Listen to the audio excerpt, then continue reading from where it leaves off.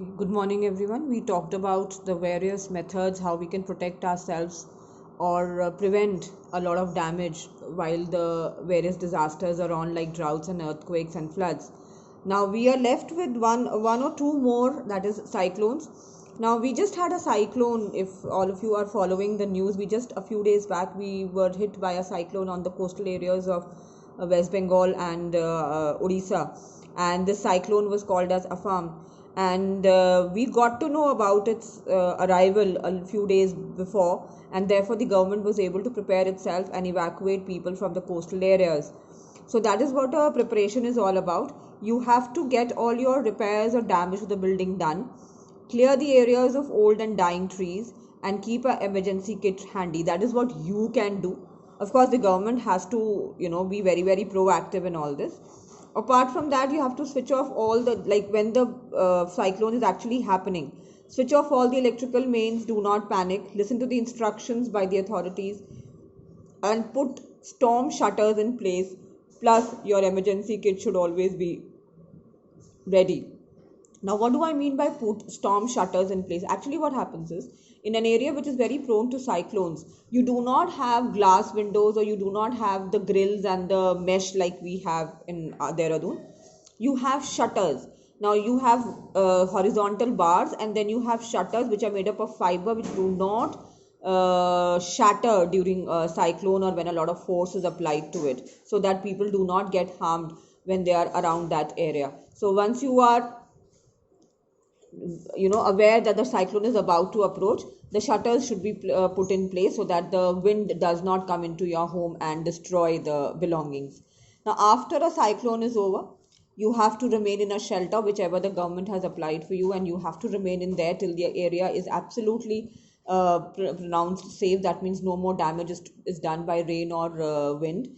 And you have to get yourself infected against plenty of diseases, because that water along with the wind which comes into your homes or starts flooding the area around might get a lot of diseases along. So you have to be very very careful. So you have to get yourself injected against those diseases.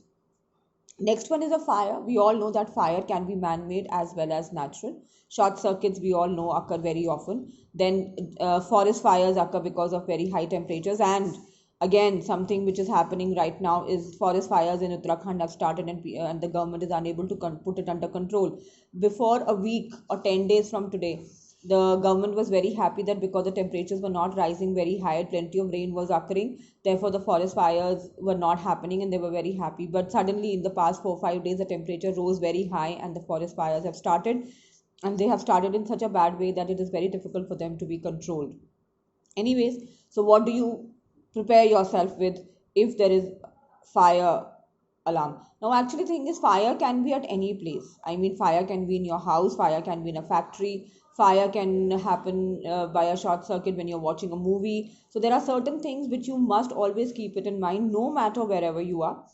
So you have to have your number of the nearest fire station handy, so that you can give them a call as soon as you get to know that there's a fire in the building where you are, or maybe you're outside that building and you can see the fire building up in some other area.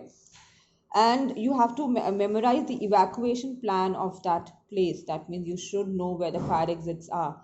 Do not travel into a lift. Do not allow anyone to smoke inside the building.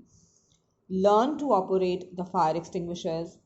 Check the faulty wiring. That means in all places, whether it's an industry or a factory or a mall or a movie theater or a house, or maybe shops, they must keep checking the faulty wiring. And if there is a faulty wiring, if the wire is melting at any point, they should get it repaired. Then you need not panic, and shut off electrical or gas appliances before leaving the house. Must do that every time you leave your house. And in case you catch fire, roll over in the ground to douse it, because that is the only way you can protect yourself.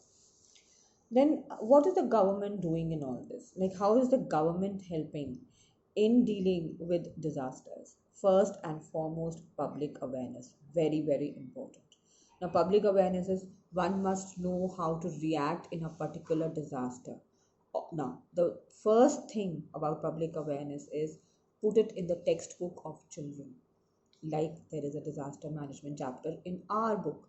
That is public awareness. You get to know how to deal with certain disasters when they are happening. Then should be a separate department to handle these disasters. Of course, there should be separate people, trained people, knowledgeable people, how to react, how to work, how to plan before, during, and after a disaster. Separate funds should be allocated by the government for a disaster management unit. Land management should also be done. What kind of land is being utilized for what purpose has to be very, very specific. You can't construct a dam in an area which is prone to earthquakes. Not possible. You have to be very, very particular as to what work is being done at what place. Then you cannot have a mall or a very big factory in a residential area. So land management is also